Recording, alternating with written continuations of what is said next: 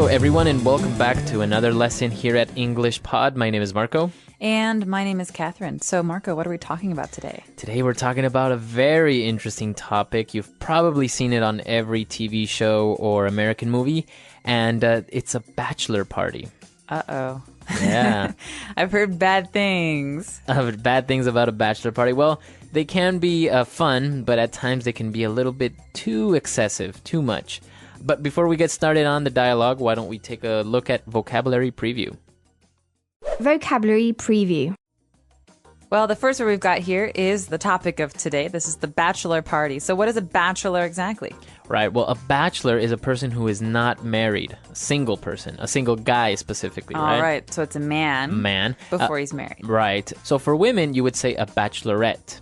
Okay, bachelor is a guy and a bachelorette is a girl. And so we don't really say bachelorette except when we're talking about this party. Right. So a bachelor party is a party that a guy has the day before he's married, or maybe 2 or 3 days before he actually gets married. So it's a night where all his friends get together, they go out, they have some drinks, they have some fun, and just like the last extreme fun he will have before he gets married. All right, and so it's all his guy friends. All his guy friends. Only guys, no girls. And the bachelorette party is only girls, and it's when a girl's friends take her out before she gets married to celebrate her last night or two of being unmarried. Right, exactly. So not only guys' parties can get a little bit crazy, but girls' bachelorette parties can also get kind of crazy, right? That's true. So before we start talking about what exactly goes on at some of these parties, let's take a listen to today's dialogue and hear what happens to our main characters.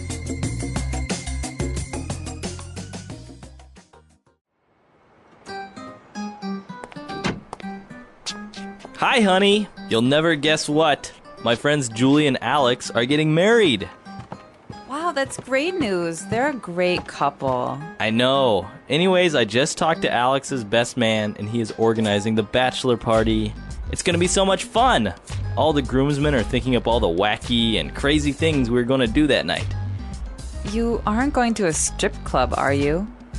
I don't want you getting a lap dance from some stripper with the excuse that it's your friend's party. Ah, come on. It's just some innocent fun. You know how these things are. We're going to play drinking games, get him some gag gifts, and just have a good time. Nothing too over the top. Well, I don't know. Come on. If one of your friends was getting married, I wouldn't mind you going to her bachelorette party. Good, because my friend Wendy's getting married, and I'm organizing her party. What?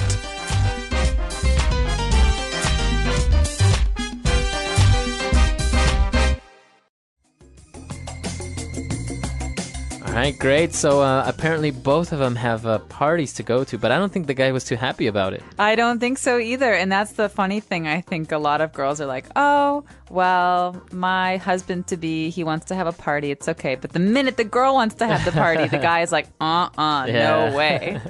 That's true. I guess... But we can talk a little bit more about this towards the end. Before we start on this really interesting topic, why don't we take a look at some of the language on Language Takeaway? Language takeaway. Well, Marco, the first few words are actually more wedding terms than bachelor party terms. The first one is best man. Right, the best man. So the best man is...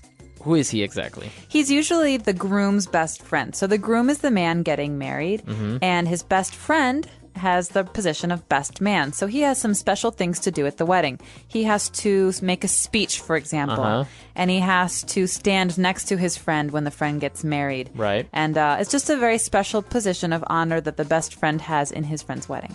Okay, and among those responsibilities, the best man is usually the one that has to organize the bachelor party, right? Exactly. Okay, so best man.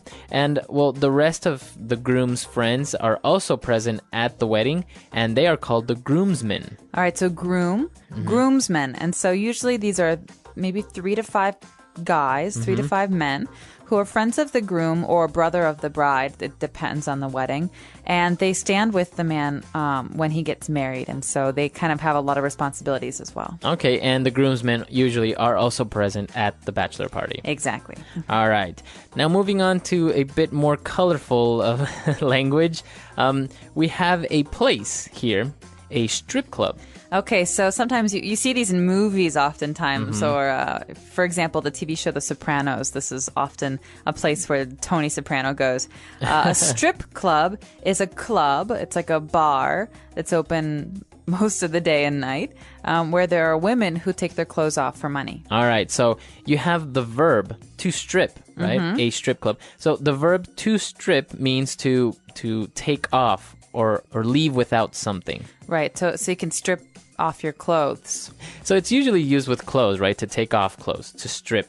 So you have a strip club, and in the strip club, you have as you mentioned, the girls that are dancing and taking off their clothes. They are called strippers. Okay, so stripper is a person who takes off their clothes as their job. And you can have male strippers or female strippers. True. So usually just saying stripper is a woman, and a male stripper is actually a guy. Okay, so you have this club that's very common in many countries, and, well, the strippers are dancing, and now they also talked about getting a lap dance. Okay, now this is getting a little bit a little dirty.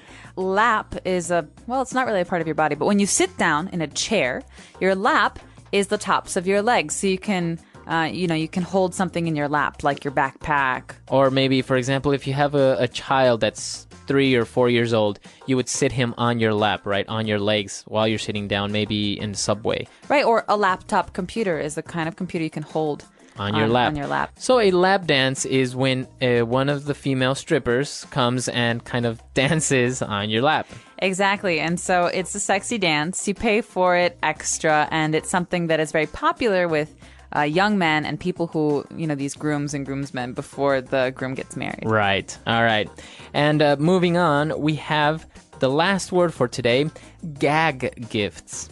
All right, gag gifts are joke gifts. They're meant to be funny. They're not meant to be serious. Right. And they're very popular at these kinds of bachelor parties and bachelorette parties. One kind of gag gift that's just very silly is like a whoopee cushion. Right. It's like a balloon you put on someone's seat, and when they sit down, it makes a farting sound. Right. So those are gag gifts. Anything that's kind of to joke around. It's not really useful. It's not like giving somebody a T-shirt, right? Right, or a gift card is a nice gift. It's not. It's not a gag gift. Right. So there are a lot of different types of gag gifts, and actually some of them are pretty good and funny, like like spicy chewing gum or the electric shocker. Oh yeah. When you shake somebody's hand. That's really funny. Yeah. All right, so we've taken a look at a lot of words on Language Takeaway. So let's listen to this dialogue again, and we'll be right back with Fluency Builder.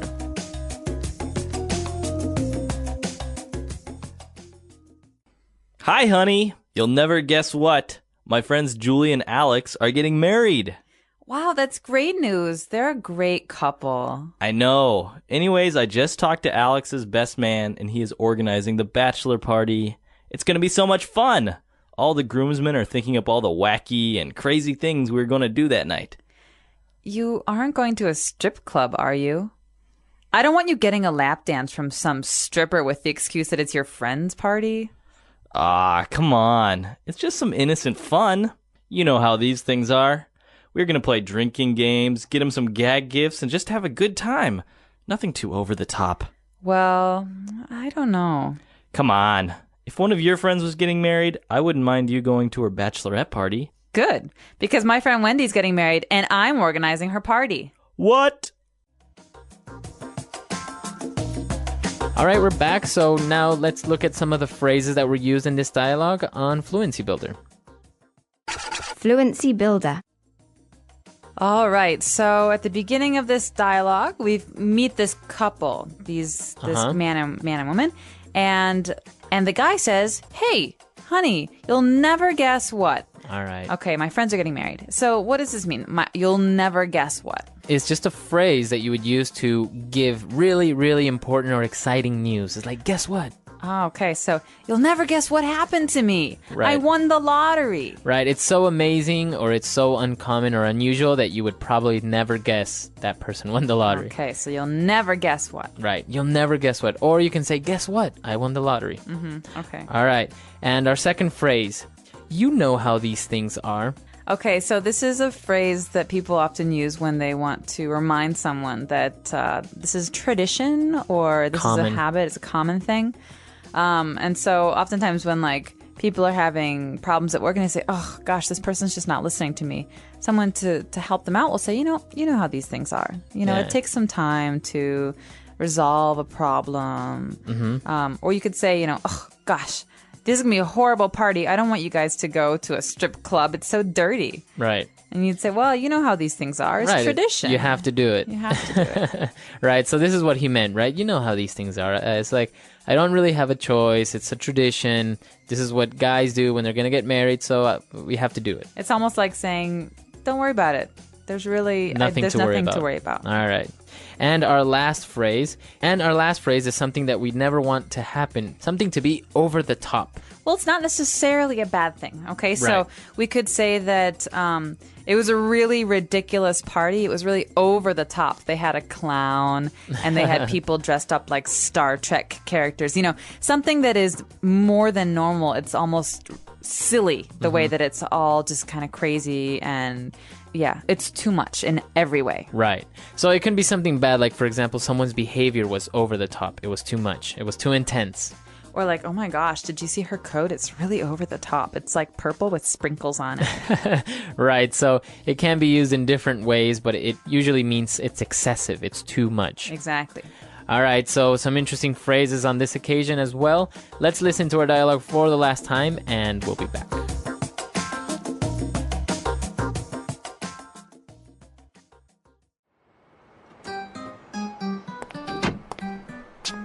Hi, honey. You'll never guess what. My friends Julie and Alex are getting married. Wow, that's great news. They're a great couple. I know. Anyways, I just talked to Alex's best man, and he is organizing the bachelor party. It's going to be so much fun. All the groomsmen are thinking up all the wacky and crazy things we're going to do that night. You aren't going to a strip club, are you? I don't want you getting a lap dance from some stripper with the excuse that it's your friend's party. Ah, come on. It's just some innocent fun. You know how these things are. We're gonna play drinking games, get him some gag gifts, and just have a good time. Nothing too over the top. Well, I don't know. Come on. If one of your friends was getting married, I wouldn't mind you going to her bachelorette party. Good, because my friend Wendy's getting married and I'm organizing her party. What?